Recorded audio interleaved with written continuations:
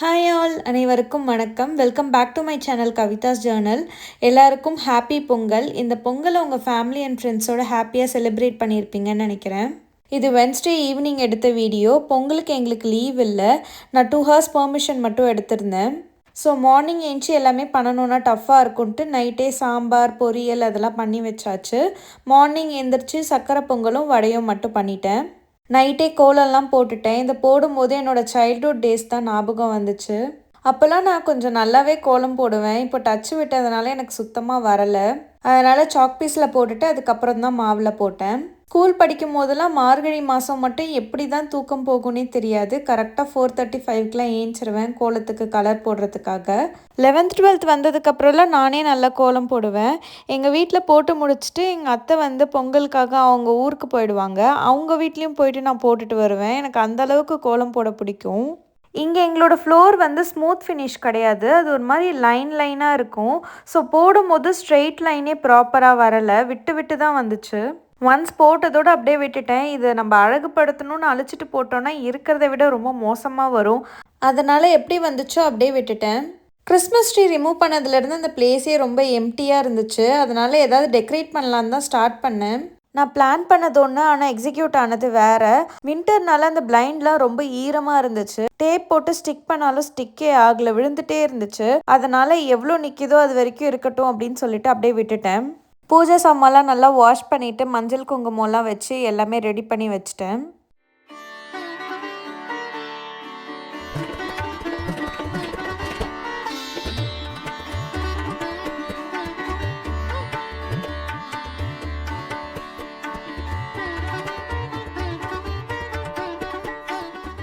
வடைக்கு மாவு அரைக்கிறதுக்கு கடலைப்பருப்பு ஊற வச்சுருந்தேன்.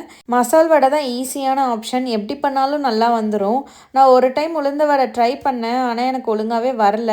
ஃபெஸ்டிவல் அன்றைக்கி நம்ம அதை ட்ரை பண்ணி அது ஒழுங்காக வராமல் டென்ஷன் ஆகி எதுக்குன்னு சொல்லிவிட்டு நான் அந்த ரிஸ்க்கே எடுக்கிறது கிடையாது. நான் மோஸ்ட்டாக இது தான் பண்ணுவேன் எப்பயுமே. மாவு அரைக்கும் போது ரொம்ப தண்ணி ஊற்றாமல் கொஞ்சம் திக்காக அரைச்சோன்னா நமக்கு கன்சிஸ்டன்சி சூப்பராக வரும். சால்ட்டு, ஆனியன் இதெல்லாம் எதுவுமே சேர்க்கல. ஜஸ்ட்டு அரைச்சிட்டு நான் ஃப்ரிட்ஜில் வச்சுட்டேன். மார்னிங் எந்திரிச்சு தான் ஆனியன், பச்சை மிளகா, கருவேப்பிலை, கொத்தமல்லி, சால்ட் இதெல்லாமே ஆட் பண்ணேன்.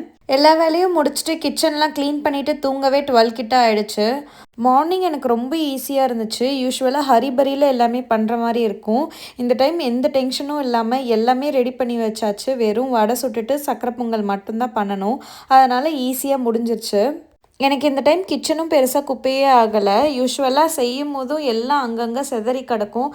எல்லா வேலையும் முடிச்சுட்டு அதை ஏற கட்டுறது வேற நமக்கு பெரிய வேலையாக இருக்கும். இந்த டைம் அப்படி எதுவுமே இல்லாமல் நீட்டாகவே இருந்துச்சு. ரொம்ப ஈஸியாக வேலை முடிஞ்சுது.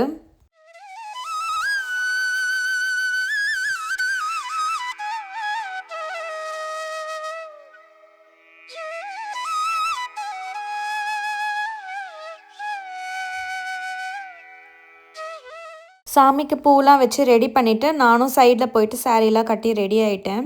ஹஸ்பண்டும் குளிச்சுட்டு வந்ததுக்கப்புறம் நாங்கள் பொங்கல் வைக்க ஸ்டார்ட் பண்ணிட்டோம். எனக்கு வடையை டைரெக்டாக ஆயிலில் போடுறதுக்கு ரொம்ப பயம். அதனால் சேஃபாக ஜல்லிக்கரண்டியில் வச்சு லேண்ட் பண்ணிவிடுவேன். இதுதான் ஈஸியான மெத்தடாக இருக்குது. வடை நல்லா கிறிஸ்பியாக சூப்பராக வந்துருந்துச்சு.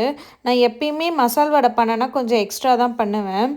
ரிமைனிங் இருக்க வடை இந்த ரோட் சைட் சுண்டல் மாதிரி பண்ணிவிட்டு அது மேலே வடை போட்டு சாப்பிட்டோன்னா சூப்பராக இருக்கும். அதனாலேயே எக்ஸ்ட்ரா பண்ணிவிட்டு அந்த மாதிரி நெக்ஸ்ட் டேக்கு பண்ணிப்போம்.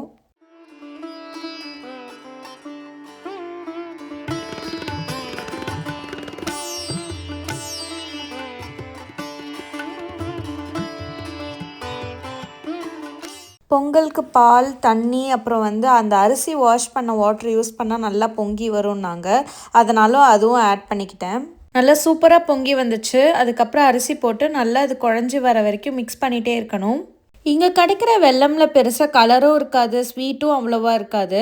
அதனால் கொஞ்சம் நிறையா ஆட் பண்ணுற மாதிரி தான் இருக்கும். நான் அவ்வளோ வெல்லம் ஆட் பண்ணியே எனக்கு பெருசாக கலர் வரல. ரொம்ப லைட்டாக தான் இருந்துச்சு. கொஞ்சம் நிறைய நெய் ஆட் பண்ணி அதுக்கப்புறம் நெய்யில் முந்திரி திராட்சைலாம் வறுத்து போட்டோம். அந்த பொங்கலோட கன்சிஸ்டன்சி நைட்டு வரைக்கும் அப்படியே தான் இருந்துச்சு. அது கெட்டியாகவே ஆகலை. நல்லா சூப்பராக வந்திருந்தது இந்த டைமு. 10:30க்குள்ளே படைச்சிட்டு நான் பிரேக்ஃபாஸ்ட் சாப்பிட்டு 11க்கு ஒர்க் ஸ்டார்ட் பண்ணலான்னு நினச்சேன். பட் நான் கிளம்புறதுக்கே 45 மினிட்ஸ் கிட்ட ஆகிடுச்சு. அதனால் 11:15க்கு தான் படைச்சிட்டு அதுக்கப்புறம் சாப்பிட்டு தான் லாகின் பண்ணேன். ஈவினிங் கோவிலுக்கு போகலான்னு நினச்சோம். பட் ஸ்னோ ரொம்ப அதிகமாக இருந்துச்சு. அதனால் எங்கேயுமே போக முடியல. யூசுவலாக டெம்பரேச்சர் -10 -15 அந்த மாதிரி தான் இருக்கும். பட் பொங்கல் அன்னைக்கு -23 25 வரைக்கும் போச்சு. நாங்கள் லாஸ்ட் இயர் எடுத்ததுலேயே ஒரே நல்ல டெசிஷன் வந்து நாங்கள் வீடு மாறினது தான். நாங்கள் வீடு மட்டும் சேஞ்ச் பண்ணாமல் இருந்திருந்தோன்னா இவ்வளோ நேரம் ஸ்னோ க்ளீன் பண்ணிவிட்டு ரொம்ப கஷ்டப்பட்டிருப்போம்னு நினைக்கிறேன். லாஸ்ட் இயரை விட இந்த இயர் ரொம்ப ஸ்னோ அதிகமாக இருக்குது. எல்லாமே ரெடி பண்ணி நல்லா சாமி கும்பிட்டாச்சு.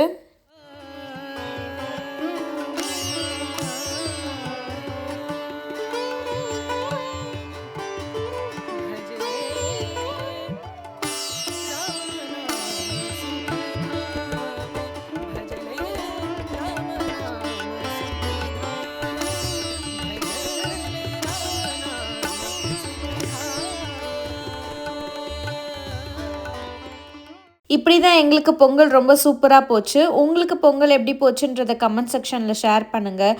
உங்களுக்கு என்னோடய வீடியோ பிடிச்சிருந்ததுன்னா லைக் பண்ணுங்கள். என்னோடய சேனலை சப்ஸ்கிரைப் பண்ணிக்கோங்க. See you all in another video. Bye.